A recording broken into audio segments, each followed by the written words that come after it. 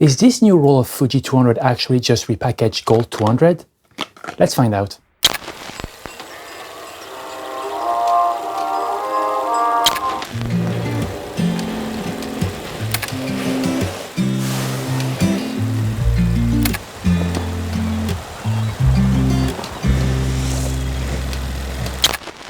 Is Fujifilm 200 really just rebranded Kodak Gold 200? Yes. Okay, well, thanks for watching. Earlier this year, we found out of the blue that Fuji would replace Superior 200 and Extra 400 with two new stocks for the North American market. These stocks are simply called Fuji 200 and Fuji 400. So far, so good. Unfortunately, we quickly learned that these weren't new film stock at all, but simply just rebranded Kodak films. And I already made a video comparing a roll of the Fuji 400 against the Kodak Ultramax 400 that you can view around here. But in short, in that video, the two stocks look different despite being shot on the same cameras and the same lenses. However, I was also using polarizing filters on both lenses, and depending on the angle of the polarizations, it probably created a different look by either warming or cooling the images. So when it comes to shooting Fuji 200 against Gold 200s, I used a similar setup, but this time bare of any filters. Let's take a look.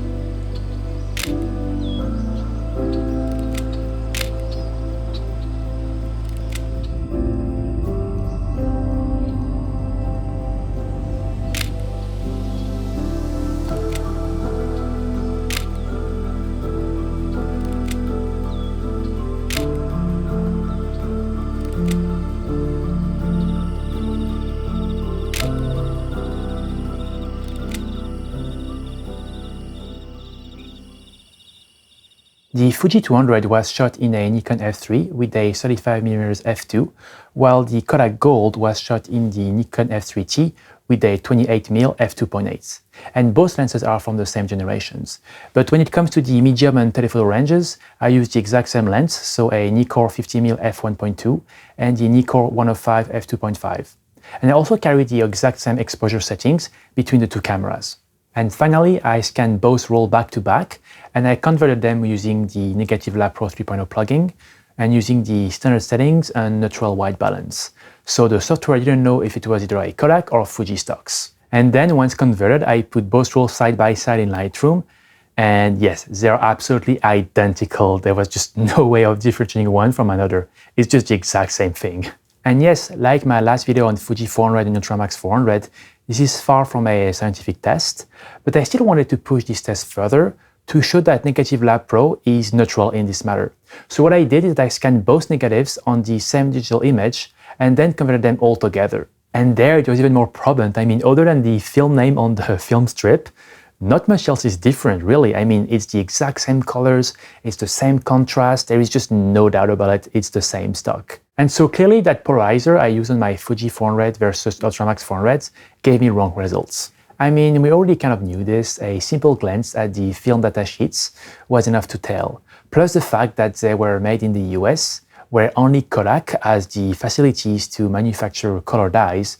These two clues should have been enough to really tell us that this was simply just rebranded Kodak film. However, a part of me still hoped that these Fuji 200 and 400 would be slightly different than the Gold and the Ultramax, with maybe cooler tones proper to Fuji stocks. So at this point, it would be difficult to recommend one stock over the other.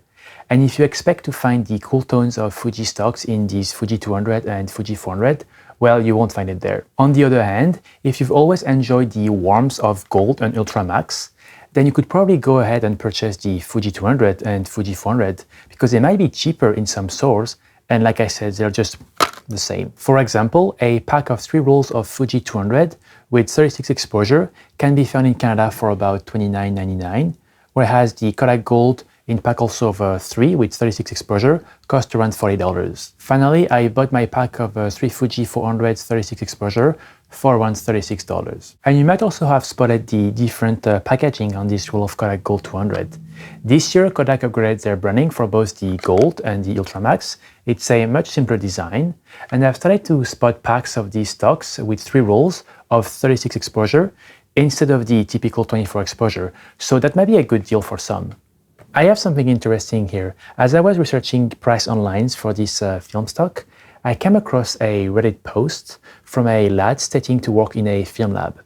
And he was saying that they got a notice that resellers wouldn't receive any more packs of the 3 Fuji 200 and 400 past October 1st, 2023. But I also went to several stores in the first weeks of December, and I still saw plenty of this pack of Fuji 200 and Fuji 400.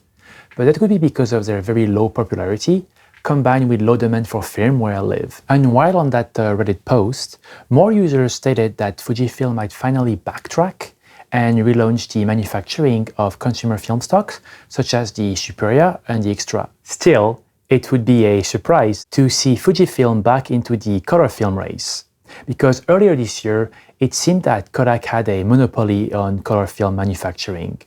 But now we also have the Ilford/Arman getting into color film with their newly released Phoenix 200, and Fujifilm might still have a card to play here, which means more competition, and more competition is good.